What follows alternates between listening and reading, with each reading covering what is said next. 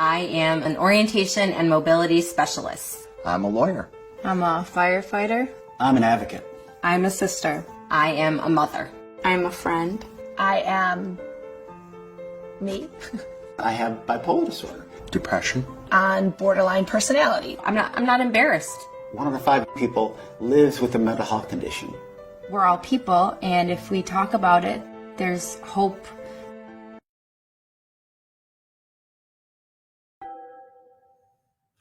Hello, everybody. I'm Matt Smith. I'm a board member for the Erie County Anti-Stigma Coalition. And on behalf of that group, I'd like to welcome you to the 13th in our series of Facebook Live events. This time we're focusing on the state of stigma, first responders, stress, trauma, and mental health. All of us experience in our daily lives, and many of us at a given point in time will experience something that could be called some sort of trauma. And all of us experience stress on a daily basis. But most people don't experience the level of stress and trauma that our first responders deal with regularly, some even really on a daily basis. What is it like? What mental health challenges can result from so much regular stress and trauma? What is being done to help our first responders deal with those challenges? In the next hour, we will discuss the mental health challenges present in the first responder community, the role of stigma in those challenges, and what's being done to help our first responder mental wellness as they go about their crucial jobs. We are fortunate to have a panel of 4 local experts willing to lend their perspective as we attempt to answer these questions. Now, before I introduce our panelists, here are a couple of housekeeping rules. Our program is for 1 hour. During this time, if you have a question or comment, please type it in the chat box and we will respond accordingly.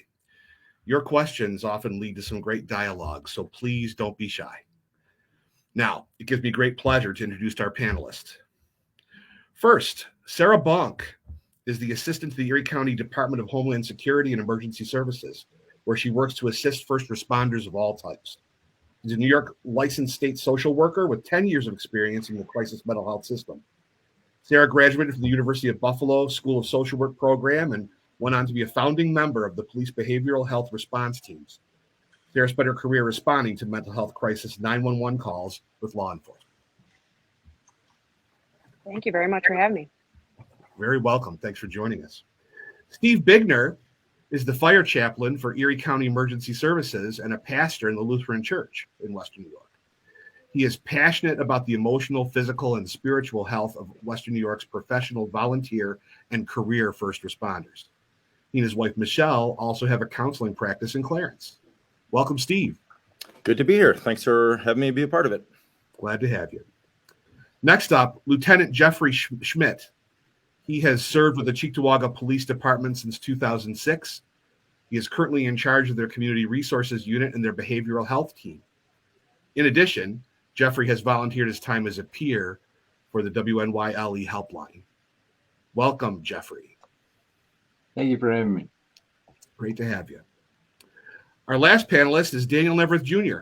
He is the Erie County Commissioner of Homeland Security and Emergency Services, where he oversees disaster preparedness, EMS, fire safety, and protective services.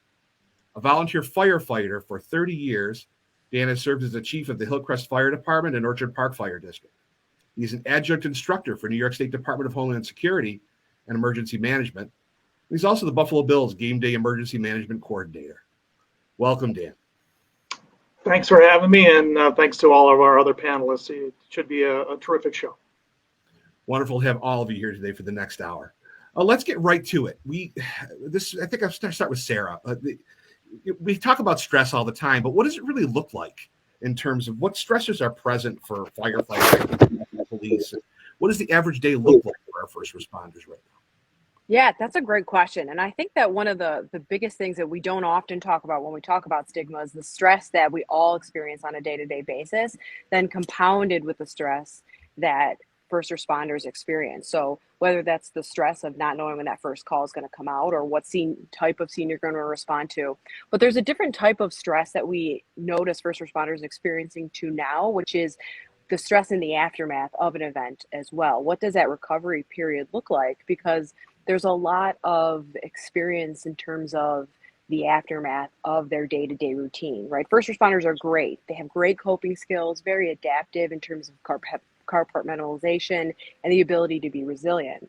But what we see is that the stacking of those experiences from that long-term work on the job can over time lead to those demonstrations of stress, and whether that what that ends up looking like often can be individualized for individuals.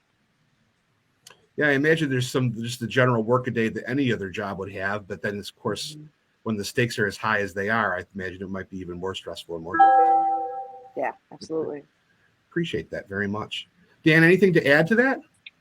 Yeah, it's something that that for me personally has popped up, and I think it's something that maybe goes a little bit deeper into the whole mental health question. Is specific to incidents that happen that maybe you're not directly connected to. I think there's a whole area of research that could potentially be done, because as we advance in our careers, we take more training, we become more qualified in certain areas. And as incidents happen not only around the world, but in our own backyards, if you're not specifically responding to them, but you have a training level that rises to that, you're analyzing what's going on, you're feeling a part of it, but you're also somewhat disconnected. So whereas there's that gradual over the years wear and tear emotionally, I think one of the other things too that I've noticed more and more is there's also a wear and tear by not being directly involved, but still being emotionally involved in that incident itself. So I'm blessed to have Steve on our staff here. He calls, checks up on me on a regular basis. Sarah is now literally right across the hall from me to be able to help with those things. But I think it's really important that we focus on a lot of different things.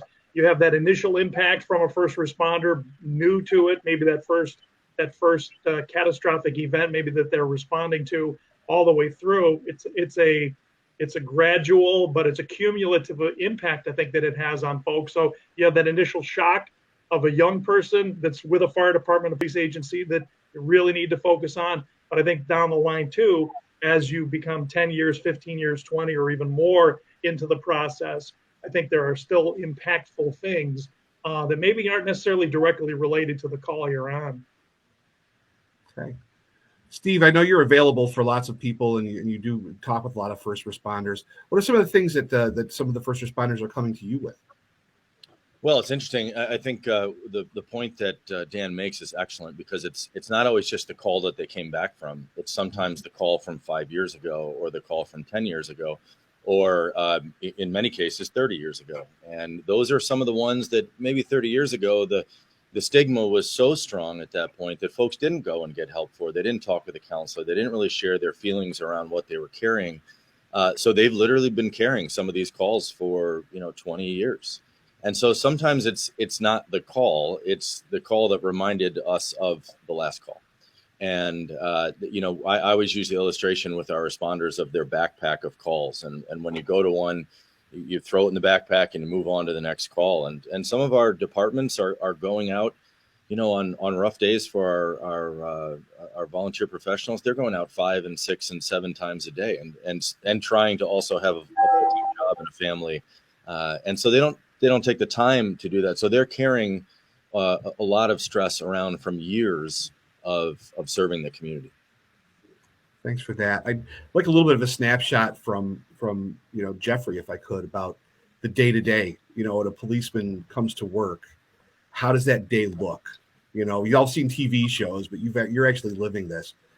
How as the day goes on, what would you characterize as stressful, or do you just get used to some of it? So it's hard to say, because with each department, every single place you go operates a little bit differently depending on how many people you have on the road, how busy your organization is. You could end up being on midnights, which your call volume is very lighter, but then the types of calls that you see are much more exotic. So there's really no average net that you can cast out to say this is what the life is like for a first responder. Even to talk about how different the life is for an ambulance worker versus a policeman versus a fireman, there's really no way to say this is how it is. The similarity that every single one has in common is that you go from a baseline of 0 to just what's in your personal life, whatever you're dealing with there, your emotional stressors at home and in the community. And then at some point during your shift, you have to take that, compartmentalize it, And then it goes up to a high stress situation, a call that you have to respond to, some situation that you have to deal with that is not normal. It's an abnormal situation. Then once that call is over, you're expected to immediately return back to that baseline of 0 and still balance between your personal life and your work life. That's a pretty difficult balance to find. Sounds like it would be. We've obviously everybody's been through some difficulties of late, with COVID, the opioid epidemic, the recent violent events. How have any of these added to the stress or trauma that first responders deal with on a regular basis? Sarah, can we start with you? Sure, and that's a large question, and it's interesting that you ask it. And I was talking about it with some of my fellow mental health first responders the other day, and that a lot of us in the first response community didn't necessarily experience COVID in the same way, where we were stuck at home and we still had kind of obligations and duties out in the field, and people were still using 911 and still calling and still experiencing a variety of emergencies and crisis. So from the mental health first responder community, we found that there's almost this gap of time that we went through with COVID, and everything that happened in that period of time is just another kind of layer to us in our service to the community. So we haven't been able to take that step back yet to be able to say, okay, what did we go through now as those mental health first responders, and how do we look at recovery and our own needs? So from the perspective of addressing how have we done that yet, I don't know that I have a great answer for you, Matt, because we're just kind of in that process now of, okay, how do we address our own needs after a significant accumulation of events for the mental health first responders in the community. That's fair. I totally get that. Steve, anything to add to that? Well, two things that I saw during COVID and now in the fire service, the day room. There's in every fire hall. There's usually a place that folks can go back and have a soda or a couple pops or water or other things. And after a bad call, they come back together and they talk and they do share. And so, at least that stigma of even sharing just a little bit about what you experienced on the call and how you're doing and just checking in happens in that 40 minutes, hour afterwards before you go home. When COVID happened, most of our day rooms in our firehouses were closed. So folks had to arrive at a firehouse, go out and do this call, and then come back to jump in their car and go back home. And as Lieutenant said, you go back home and you're expected to be right back where you were, but you're still highly anxious from whatever scene you were on. And now I'm noticing that even with our responders and our career responders, there's more and more of them that are out because of COVID. And yes, the strain isn't as bad, but now it's balancing the shift schedules and people on overtime. And so you have less people doing more work. And so they're experiencing more trauma than they normally would. That's interesting. I guess everyone, the isolation and the rules that have changed, which, try to keep people from being too close together for too long, would spill over into every workplace. And that's really kind of unfortunate that happened. Dan, have you seen anything different? I would echo what Steve said with regards to the ability to be able to decompress. Most fire stations were pretty much shut down with the exception of calls themselves. You'd come in, you do what you needed to do, and then you exited fairly quickly on the volunteer side of things. So I did definitely see that. It was an extended period of time where there's a lot of wear and tear, the usual mechanisms of identifying if maybe somebody could use a little boost, could use some of the resources that we have at our ability. As a former chief, you like to start with a discussion with the individual, but that isolation that took place really didn't allow for that. So your ability to examine, do a snap unprofessional judgment on a person was completely eliminated for almost 2 years. Mm-hmm. That's tough. I'm thinking about the more recent violent events that have happened. What has that done in terms of the overall morale or mood or stress level for first responders? Jeff, could you start? So what we're seeing a lot of is that it's not the actual events themselves. The events unfold just like any type of emergency event where you respond to a scene, you assess what the scene is, and then you get into the business of making that scene safe and solving a problem.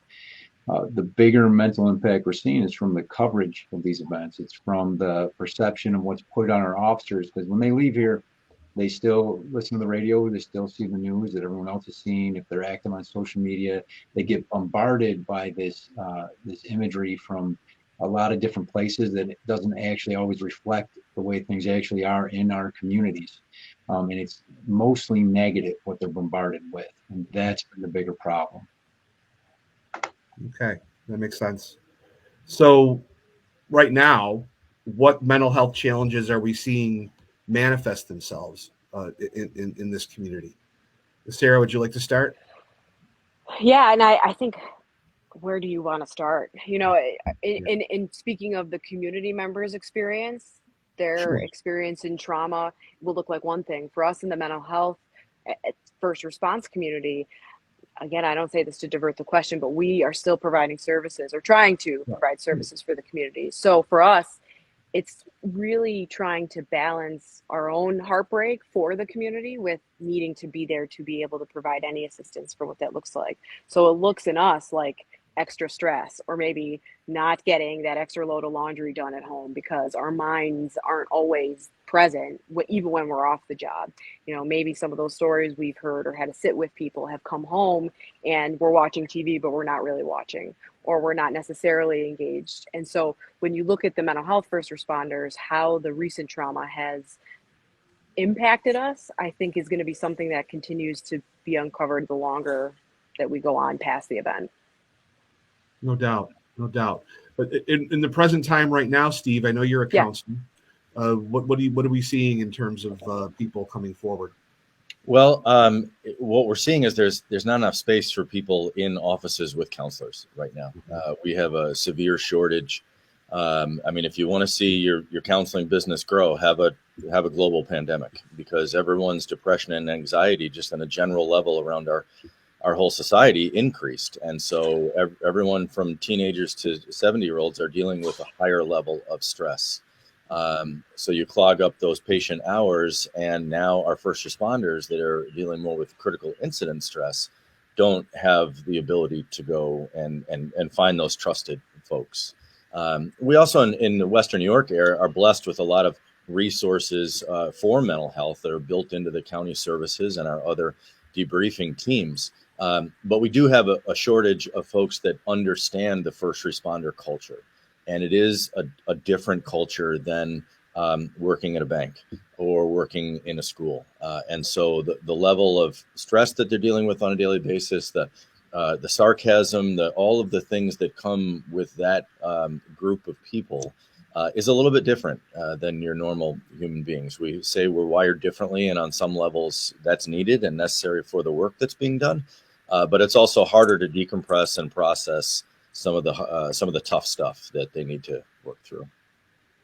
I imagine. When you say sarcasm, you mean just like what humor people are using to deal with getting by and in people in the field? Yeah, it might look to an outsider as a little bit more rough or poking fun at one another, really, busting chops. But that's just one of the things that happens in an ambulance bay, in a barracks, and in a firehouse.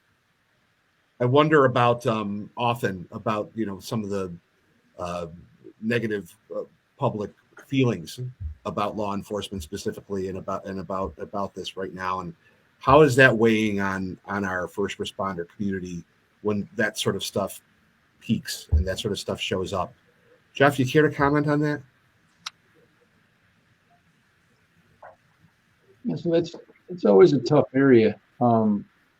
It's hard to put it in a category just saying like, oh yeah, people would almost say, oh, people hate us. How can you do that job anymore? I can't believe that anybody would sign up to do that job. I find that the reality is very different when you're here, when you're doing it. I find that the majority of our communities are engaged in the business of being favorable to law enforcement. What's striking though is that most of our officers are only dealing with people on their worst day.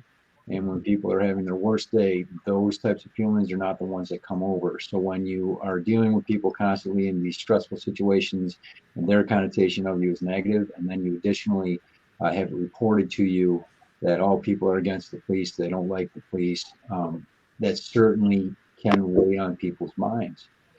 There's no solution for it. There's no fix for it. It's not like I can say to someone, hey, you should feel great that everybody's saying that they don't like you or respect you. I wish there was a simple fix. Well, I was wondering about how that was weighing on the morale of officers and what you do to try to handle that. So I guess talking about is a big part of that. Let's shift gears a little bit. Mental health knowledge and the handle is a big part of what you all need to do. So what sort of training is offered on mental health for first responders of different types? Dan, could you start? Well, I would say as far as training, it really depends on the volunteer side of things. It's addressing to the younger members and even those that have been around for as long as I have. The resources that we have with regards to EAP, depending on whether or not you're fortunate enough to have that, the county provides that resource to county employees. But I think really it's an educational type thing that we could do a better job. I'm not gonna list the number of different things that we have in our back pocket or our toolkit to be able to do, because it really starts with, first and foremost, identifying that a person could use that. We do have critical stress debriefing teams that come out to try and do that initial decompression after a major incident. But that really relies on the chief or one of the lieutenants or someone within that organization identifying, hey, it would be a good idea to take this first step. And then from there, we progress into other areas. As the panel has noted, there's any number of professional services out there that we can ultimately refer people to. But unless you identify that, and I really do believe in the first responder community, it needs to be a team effort. It can't be just an individual reaching within themselves and saying, hey, by the way, I could really talk to somebody. That happens, that's awesome. But I think it's a team effort because the first response community is one team. And I think as such, we need to be able to do a better job with that. Okay. Is there any kind of at least introductory blanket mental health 101? Here's some of the different conditions you might see, that sort of thing, that's part of the training with the different first responders? Well, if I could speak on behalf of fire and EMS, I mean, it's so diverse throughout the county and throughout the country. I mean, in the city of Buffalo, you have paid professionals, and the volunteer ranks, you have unpaid professionals that come to a call and then scatter about and go about their business, go back to their offices or go back to their families. So there's not that culture of you come back from a call and you're gathered together. So I think it's really difficult. You can't throw a blanket over any one thing when it comes to that community. And I think the further out you go into the suburbs, the more difficult that becomes, because you incorporate things maybe in your initial training with regards to that. EMT training adds components to that. We do have chaplains that do a phenomenal job that get out and try and make that message known. But again, it can fall through. And don't forget, volunteer fire companies are an annual election. So your chief is maybe hip and understands exactly what needs to be done this year if somebody's struggling. But then next year, it's somebody that maybe has no idea what the programs are. So it's not a culture of you go from an officer to a lieutenant to an assistant chief or a captain. You move up the ranks, you move back into the ranks. And it's really depends on what community you're in. There's no consistency. That's an interesting challenge. Anybody care to speak to that? I can speak to I really appreciate what the commissioner's bringing up, that every fire hall changes. That's the one thing you can guarantee is change. And so you don't know who's coming in and how do they back what you want to do? Is this something that's important to them? It may or it may not be. One of the shifts that we've made is our research shows us that our first responders are moving through traumatic events in a more healthy pattern if they've had pre-incident resiliency training. So our stress debriefing team goes in after something terrible happens. But what we try and do is take some of that information out now and do the training, especially for our younger responders, before they go into these traumatic events. And what we can do is teach them, hey, your body is going to react this way, your soul, your mind, your spirit, all of these things are going to happen to them, so that when they have them happen, they can say, oh, that's right, this is okay, this is normal. I'm not losing my mind if I'm waking up at night with nightmares. This is part of the normal response of resetting and return to normal adaptive behavior. So we are trying to push more and more to be training our fire departments, especially in pre-incident training, as opposed to just coming in after the call. Well, that's great. What about police? How much of that is going on? And I know, Jeffrey, if you could talk about your own experience, what kind of training have you received about this? So the training is there. Officers receive two types of training in mental health. There's the training that we get in order to help others in crisis, whereas there's schools that run right out of the Municipal Police Training Council, designed to set goals for our officers to learn how to deal with people in crisis. But then there's a flip side where officers are able to engage in training that teaches them about self-care. We have wellness coordinators are starting to pop up at the departments, and that's guided through the state comes out with these program platforms of what a police department should have for credit. The big thing is the critical incident stress model that's being adopted across our local Western New York law enforcement community, where if a critical incident happens, there are resources in order to bring people in for debriefings, coupled with a peer support model to have officers right inside the department to identify other officers who may be struggling, may be having a hard time, not just with the big events, but with the every other day-to-day life. We have the Law Enforcement Helpline, which is established in the area, and that's a huge thing. It's not just for law enforcement, it's for all types of first responders. There's volunteer peers who work for this helpline that you can call 24 hours a day, 7 days a week, and they will engage with you. If you're a law enforcement member, if you are a family law enforcement, if you are in corrections, if you are a dispatcher, if you are a ambulance worker, I mean, you name it, we have somebody there who's walked the same path you have, so that if nothing else, at the end of the day, they can kind of share a moment and say, I understand the stressors you're going through. I've walked a bit of that same path myself. I hear the things you're saying, and to reflect with them that, yeah, what you're explaining, 10 out of 10 is going to be a very normal reaction to a very abnormal event. And that's the biggest thing that we're doing in law enforcement, is trying to support each other in that way. That's great. We'll be putting that hotline number up again several times throughout the course of the show. If anyone is just joining us, I'm Matt Smith from the Erie County Anti-Stigma Coalition, and I'm joined by Sarah, who is the assistant to the Erie County Department of Homeland Security and Emergency Services, Steve Biegner, who is the fire chaplain for Erie County Emergency Services, Lieutenant Jeffrey Schmidt of the Cheektowaga Police Department, and Daniel Neaverth Jr., the Erie County Commissioner of Homeland Security and Emergency Services. We've been discussing stress and trauma among first responders, and we'll be moving into supports and the role of overcoming stigma in those efforts momentarily. If you and check out our website, letstalkstigma.org, and maybe join the nearly 4,000 others in taking the pledge to end stigma. Also, if you are connected with a business, organization, or faith community, you can become an organizational member of the Anti-Stigma Coalition. You can find information for this on the website under the members tab. Okay, now back to our panelists.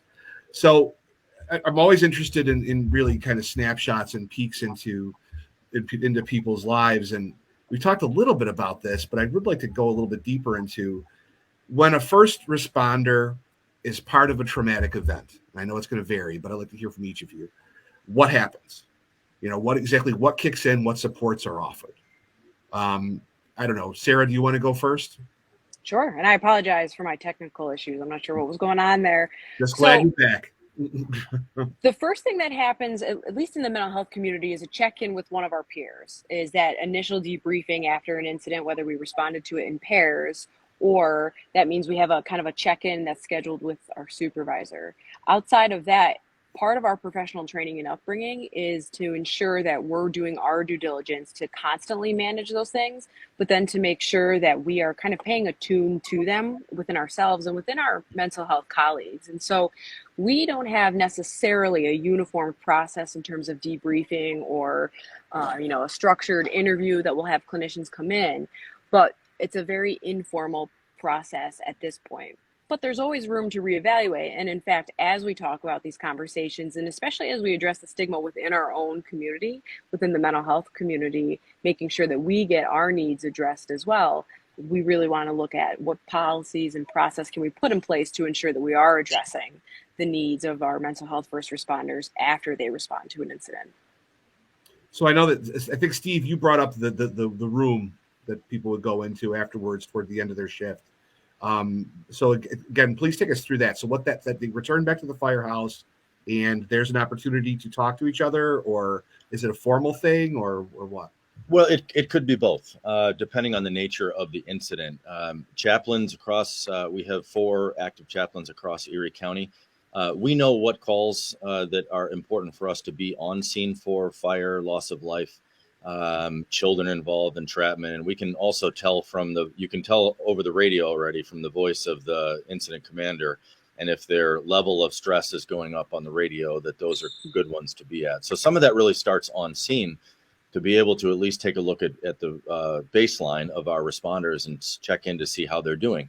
Our mental health responders, our chaplains might pull them aside and just say, hey, let's check in on scene. But part of those protocols that they go through training are there to protect them, not only with their turnout gear for fire or, tough events, but also mental health wise. When they come back to their firehouse, we sometimes do something just called a diffusion, which we get everyone together who is on the scene and make sure everyone's on the same page.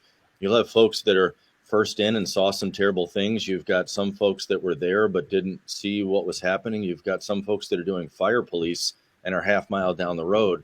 But all of them were sort of part of this event, and it's important to get them on the same page. So we do some intentional work there, and then a lot of them go and have a pop together and talk about it or process it. Some families really appreciate when their responders keep their stuff in their day room and they talk to their crew about it, because once they come home, they need them to, cook dinner and change a diaper and mow the lawn. But some family members also want to help them go through that processing after the event. Thank you for that. I know one thing that keeps coming up is that there's not one singular way that all this stuff gets handled. So Dan, how much does it vary? And is it necessary to try to think about having it vary less, or is it okay the way that it is? What do you think?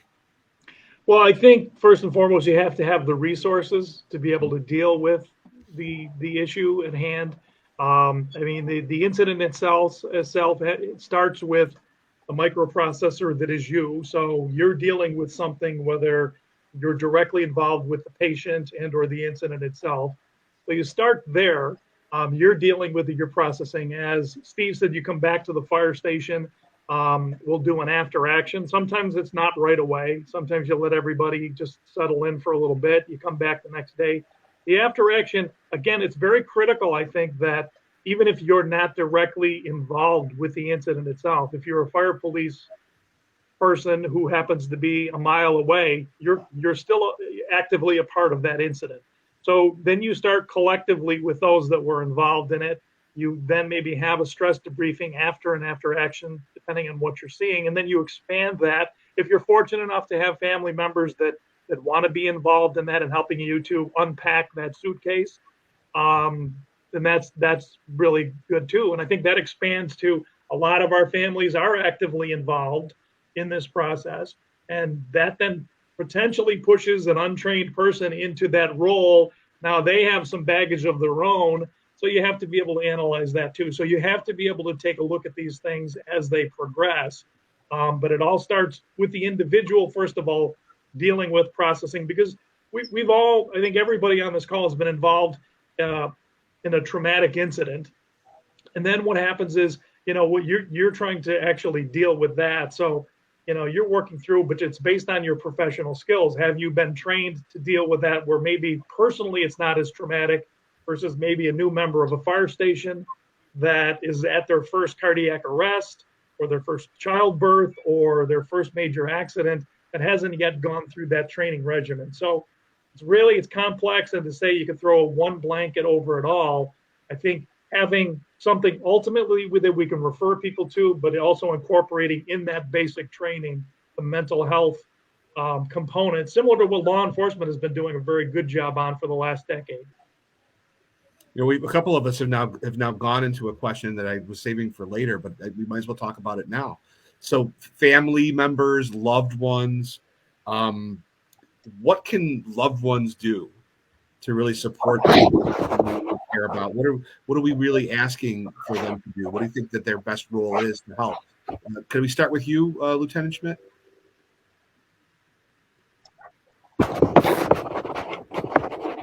Is it sounding okay? I'm getting a little bit of feedback, I think, over here. Can everyone understand me? We got you. We got you. Keep going.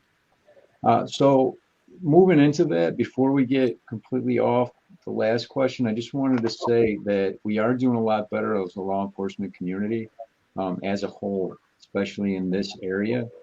But a huge problem that we're seeing with the stigma is the idea of the traumatic event itself. So it is easy to figure out some stuff. You're involved in a shooting, traumatic event, a major traffic accident where somebody has severe injuries, traumatic event, children who get injured, traumatic event. But what we're missing is a little bit of your trauma is not my trauma. And we will have officers who can go to an event like a stabbing, and they can walk away from that without any real emotional baggage or damage from it, without having it really getting impacted by the trauma. Meanwhile, the things that we're missing are those everyday traumas. An officer goes to a call, a first responder goes to a call where just the way that the mother is interacting with their child brings up a personal trauma in that life, and it's very extraordinarily affecting. So those types of traumas is what we're seeing officers start to suffer in silence because there are no supports built in for that. What we try to rely on is the more of a peer support system. We rely on our supervisors to observe behaviors. So if somebody goes off baseline, you can kind of track them, isolate them, and try and determine what it is that is affecting their performance, affecting their mood, so that they can deal with these events that to them are personally traumatic, even though we may not say, yes, that's a trauma just by looking at it on its face. That's a huge thing to deal with, because if I'm hurting inside because of a call, but I don't feel that it's big enough, if I don't feel that it qualifies, other people have it worse than me, we find that those voices stay silent. For family members, I would encourage family members to reach out to agencies. It's not like it used to be. 30 years ago, if you were to reach out as a family member to an organization, a fire department, a police department, you wouldn't meet with open arms. You would meet with a little bit of coming up against the good old boys network, so to speak, or who are you trying to get into our culture, into our business? Now it's much more of a culture being very involved in the business of keeping our people mentally well. So if family members have concerns about their loved ones, we encourage them to come forward and engage with us in a dialogue so that we can try and get them some help before it spirals out of control and becomes a problem. And that's the main goal of ours, is to identify things that are starting to build and to offer support and structure so that it can get mediated out. Just by talking about things sometimes is enough to go back to the backpack analogy. If you just fill up your backpack with rocks and you got boulders in there, just by talking about it, you can knock off some of that boulder, make the load a little bit easier to carry. So that's the message we have. And again, I go back to the law enforcement helpline. We're very fortunate to have that in this area. That's for family members too. So you're the wife of a policeman. That's not an easy life. It's not. I grew up in a law enforcement home, being the child of a police officer, and it's not always an easy life. Things go out on the news. I was in high school about the time that Rodney King happened, and then suddenly you're dealing with these conflicting emotions of people have a problem suddenly with your family, with your father, with their livelihood, and they want to tell you about it. That can be a very confusing and stressful time. Well, they didn't have anything like this when I was a kid. I wish they did. Those family members can call, and we have other family members of law enforcement who can talk to them about the way that makes them feel, who understand those types of stressors and burdens. And then I should say that that helpline 100%, there's no counselors on it. We're not there to be social workers or to offer any type of clinical help or advice. We're really just there to listen, to identify with maybe common ground that we can share to say, yep, that is a very hard situation in a way that people in your ordinary life, regular civilians, just don't understand. There is a break in communication there. So it's a peer line, is what it is. That's who's actually taking the phone calls. Yes. For peers, and it's for family members and anyone attached to anyone in law enforcement, but other first responders as well. Yes, we have everybody. So corrections guards, ambulance workers, dispatchers, law enforcement officers, if you name it, and all their family members. And the best part is, let's say that you're sitting there thinking, well, I don't qualify. Call us and we will find out. If we don't have somebody for you, we'll find a place you belong. We don't turn anybody away. We're not going to say, oh, you know what? You don't qualify in our hierarchy of who we're going to help today and hang up on you. That's not going to happen. We're going to sit there. We're going to listen to you. And if you need a higher level of care, we can link you with that too. We can find out what a real good first step is for you to go to somewhere if just talking about it isn't enough. Thank you for all that, Jeffrey. This is all great information. The line is appearing on the bottom of the screen right now. So please do take note, people who would like to use that. Aside from the getting of those sorts of supports and services, what else could family members do, just maybe in the home, just for themselves with their law enforcement or other first responder loved one? What do you think, Steve? Well, we take a lot of time in our trainings to start talking about exfil and re-entry into the house. So for professional volunteers, many of their calls come and they have to get up from the dinner table or walk away from a family gathering. And sometimes the family is not real thrilled about that, and yet they still are called into service. And then if they go into some sort of stress-filled and traumatic event, again, they come home to that. And there needs to be a lot of communication about what is the best way for us as a couple. And as the commissioner said before, there's no blanket to put on this either, because we have fire chiefs whose spouses go to calls when they're in the truck and they like to go. And we have fire chiefs that they don't want anything to do. Their spouses don't want anything to do with the calls. So some of their families see things because they are called and you have a fire hall truck and they have to go straight to the scene and they don't have time to drop their family off. And so I spend time sometimes talking with family for 45 minutes who are sitting in the front seat of a truck while their spouse is out serving the community. So it's all about communication about what works best for that family system. And what are the ways that when you leave the house or come back in, that can be handled the best way possible. We include the families, in some of our trainings as well. Invite them to see what does trauma do spiritually, behaviorally, cognitively, emotionally to your responder, and how are you able to talk about those aspects? Wonderful. Thank you for that. Again, we're the Anti-Stigma Coalition, so we're going to make sure we get back into the stigma. We started to talk about it a little bit, but I'd like to get back to that now. The state of the stigma right now in this community. What does stigma look like? How big an issue is it still? Sarah, can you comment on that?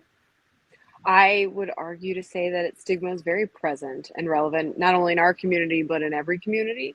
It's something that if it's not at the forefront of our work in terms of how we communicate about this sort of topic and how we communicate about really a variety of topics, lends itself on a day-to-day basis to how we think about stigma, right? So even as we talk about certain people, like in the mental health field, people will laugh if you were to ask. I always would correct individuals. That's not the schizophrenic person necessarily, it's the person with schizophrenia. So really making sure that in our language choices on a day-to-day basis, we're putting forward that mindset that we're recognizing individuals as opposed to kind of that presentation that they may be in front of us with.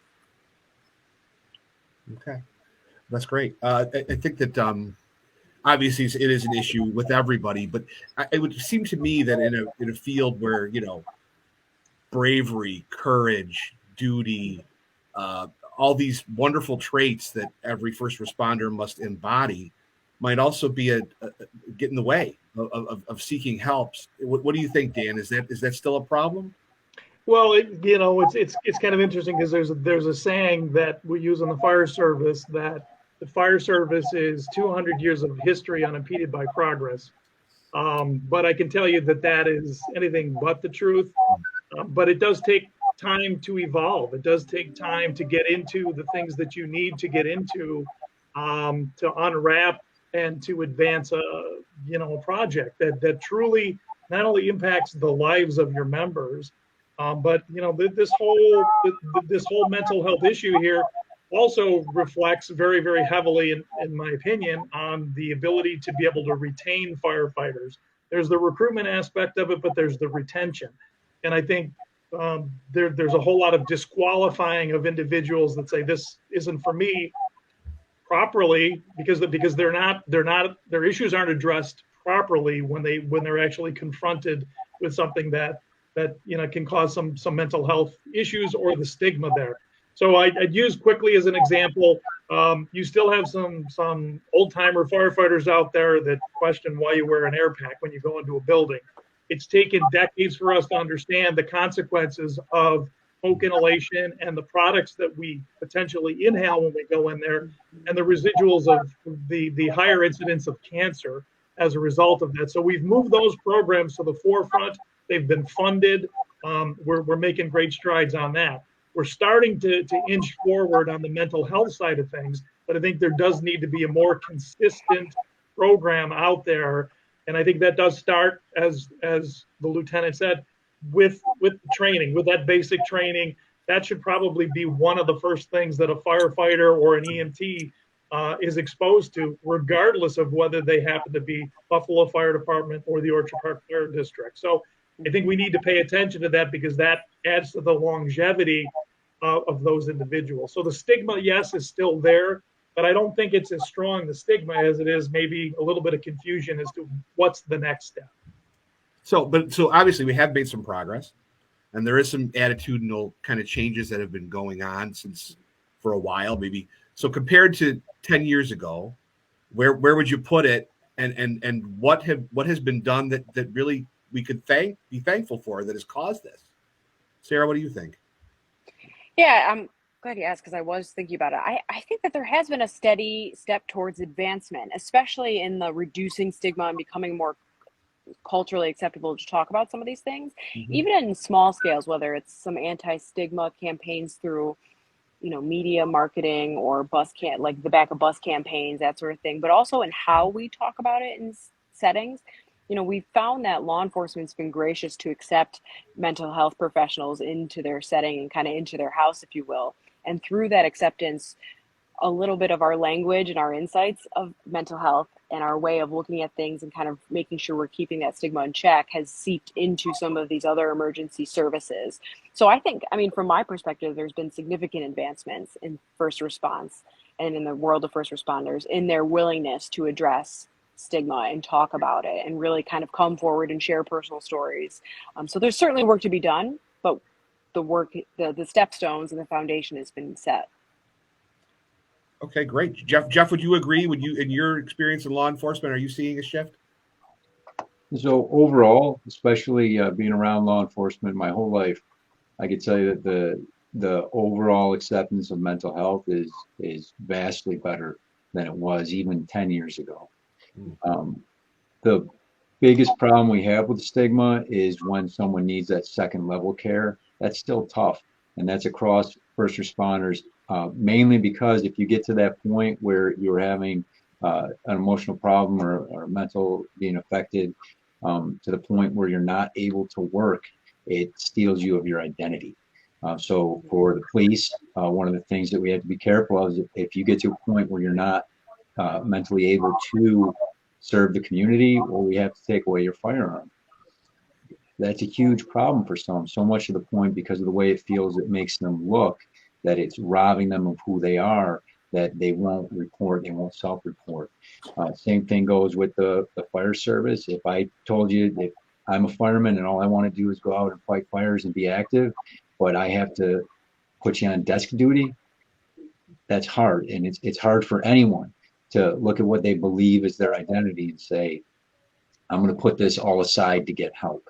So that's where our greatest challenge is, I think, going forward, is make people understand that, hey, when you get to that point, that's when we want to help you the most. And it doesn't make you any weaker. It actually makes you stronger for being able to say, this is where I need support, and getting that support. That's great. I really wonder if we can all benefit from success stories. You know, if there are any stories, and I'm not asking for names or anything like that, but I'm wondering if any of us have any stories of people who were in this field that, you know, did get help and then it ended really well for them. Steve, do you have any that you could share at all? Yeah, and some of it comes out of the stigma piece. I really want to encourage, if one of our first responders is watching who's a veteran in your barracks or your firehouse, I have watched debriefings change when a veteran firefighter shares, and it helps reduce the stigma. Boom, it just melts away in the room. And then everyone starts sharing when they see someone that's been, you know, through difficult loss of life, the plane crash, all of that. And then suddenly they come out and start talking about their feelings and processing that. It gives everyone permission to do that. We have several of our instructors around the area in Erie County that instruct both in the county and then on the state level. And one of our fire chiefs from the Buffalo airport ends each one of his trainings that he does across the state with what he calls after the call. And it's just 15 minutes of him telling his story, working through diagnosed post-traumatic stress disorder and all the some of the trauma that he has seen and some of the work that he didn't do and what that led him to in his life. And then once he started to do the work, how that changed his life and really just saved his relationship with his kids, and really just shares all that information. And you see this person as a veteran of Mercy Flight and Batavia Fire and Buffalo Fire, EMS crews. And then when they start sharing that they needed help and when they got it, it helped them. That's game-changing stuff. Wonderful. And Jeff, have you encountered anyone who's basically come out the other end and been better for it? Absolutely. I've been fortunate to, in volunteering my time with the Helpline, experience it some that way, but I'll tell you right now that I'm a success story. Very early on in my career, I did struggle with doing this job. I did have difficulty emotionally with lining up some of the stressors and the trauma that I was dealing with. I was smart enough to reach out for help to my supervisors, and they took care of me. Back then, very different structures than what we have now, but there was an organization at the time called Catch a Falling Star, and I didn't know it, but this is what they did. They got you in, and they got you talking, and they got you to help relieve some of They explained to you that what you were feeling was a perfectly normal response to abnormal activity. And all these years later, through going through that process, I understand what it's like to hurt. I understand what it's like to heal, and I understand what it's like to be able to do this job and be affected by things. But that's okay, because you're human, and to get the help when you need it and to come out the other side smiling. I really appreciate you sharing that. Thank you, Jeffrey. That's really great. Another question, and we only have a couple of minutes left. It's been a very, very fast hour so far. We do have a couple more things to cover, but I guess one question I would ask each of you, and Dan, I'd like to start with you. What message would you have to the public in terms of how could they be supportive of first responders in this area? Do you have any kind of a message for the public? Well, I think the lieutenant touched on it earlier. I think, unfortunately, not that I want to bash media, but I think, unfortunately, people watch the nightly news or they'll flip on the television for a while and they see snippets of bad stuff. They don't see snippets of good things. They see snippets, half a quote or whatever, when it comes to, bad things that are going on out there, whether that happens to be in the first response community or just bad people in general out there. But I think, what the public should know is the fact that, your first responders out there, especially the volunteers in all of the ring communities around the city of Buffalo. As it was noted, they're sitting having dinner and the bell goes off and the pager goes off and they're off and running. They're going from a dinner table to who knows what it could be. It could be a plane crash, 3407. It could be just a lift assist. It's any number of different things. But keep in mind, while they're sitting there enjoying their dinner, and I'm speaking from personal experience, while you're sitting there enjoying your dinner, in the back of your mind, you don't know whether that's going to happen. Are you going to get through an entire meal? Is there going to be another 3407? So that microprocessor that is the first responder is constantly going. So I think the community should just understand that these are very, very dedicated individuals. Our egos do tend to be fragile at times, but I think predominantly the public, unlike what's portrayed in the media, the public is very solid behind the first responders. So keep up the great work if you're the public that's viewing this, because these really are special individuals out there. And I know it sounds like maybe we're patting ourselves on the back, but there are a lot of things that they do, not to mention the training that they have to do, and they have to go through the family, the wear and tear on their family from time to time. So, that would be my message out there, is that it's a much, much bigger picture than guys jumping on a fire truck and going to put out a fire. Well said. Sarah, anything to add as far as what we'd like the public to know? Yeah, I would just like the public to know that it's okay to ask questions. If you're concerned about somebody, if we approach them with humility, honesty, and compassion, it's okay to check. And it's okay to even ask our first responders, even if they do appear to not want to talk about it, it is still okay to check in on one another. Thank you. Jeffrey, a message to the public. I have one of the best jobs in the world because I work in the community relations. So I get to see the best of our society, and I can tell you from personal experience that every little thing they do means a lot. When they send lunch to the stations, when they send in Facebook messages, when they just, it doesn't seem like it has a big impact, but especially for our new officers, when they get to see that and they get to be affected by it, it goes a very long way. We do see the positive end of the community. What's nice is very often I hear the phrase, you can't hate up close. And that's very true. And when we get with our community, we interact face to face, one-on-one, we find that we are very loved here. Thank you for that. I don't want to leave you out, Steve. How about you?